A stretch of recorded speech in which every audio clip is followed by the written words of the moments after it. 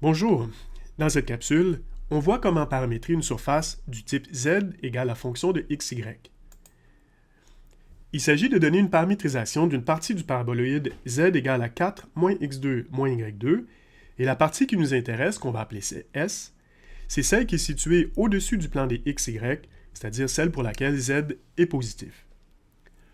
On peut représenter graphiquement S, comme sur la figure, et maintenant, pour trouver une paramétrisation, il s'agit d'exprimer chaque point de S en fonction de deux paramètres.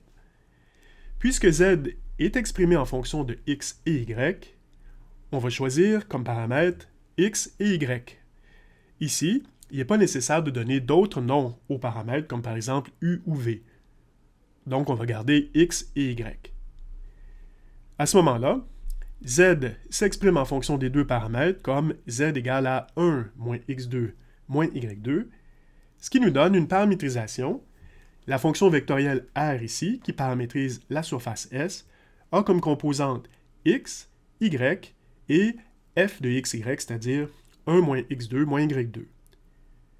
Ainsi, on a fait ce qu'on cherchait à faire, c'est-à-dire exprimer chaque point de la surface S en fonction de deux valeurs. Ici, les deux valeurs sont celles de x et y.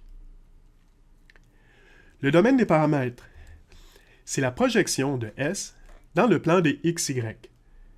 Cette projection, c'est un disque qui est représenté en bleu foncé sur la figure, et son équation, c'est x2 plus y2 inférieur ou égal à 4. C'est un disque qui est borné par le cercle d'intersection du paraboloïde avec le plan des xy. Maintenant, pourquoi c'est le domaine des paramètres? Tout point de S est au-dessus d'un point de D, et vice-versa. Chaque point de D correspond à un point de la surface. En général, si on a une surface d'équation z égale à f de xy, la même méthode fonctionne pour trouver une paramétrisation.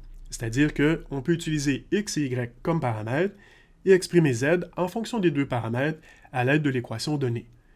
Donc, les composantes de R qui paramétrisent S sont donc x, y et f de xy.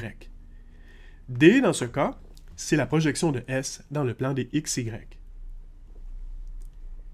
Bien sûr, des formules semblables peuvent être utilisées si on a des surfaces dont l'équation cartésienne est de la forme x fonction de yz ou encore y fonction de xz. Dans le premier cas, le domaine des paramètres, ce serait la projection de la surface dans le plan des yz, et dans le deuxième, la projection de la surface dans le plan des xz. Donc, c'est le même principe que pour une équation du type z égale fonction de xy. Quelques remarques concernant la paramétrisation de surface. D'abord, la paramétrisation d'une surface n'est pas unique. En fait, il existe une infinité de paramétrisations possibles, et par exemple, le paraboloïde du début peut être paramétré d'une autre façon par la fonction vectorielle R de UV dont les composantes sont V cos U, V sin U et 4 moins V2, avec ici UV qui appartient au rectangle 0,2π produit cartésien avec 0,2.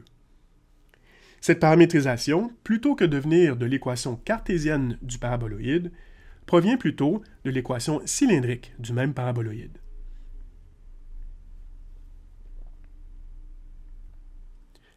Voici ce qu'on a fait dans cette vidéo.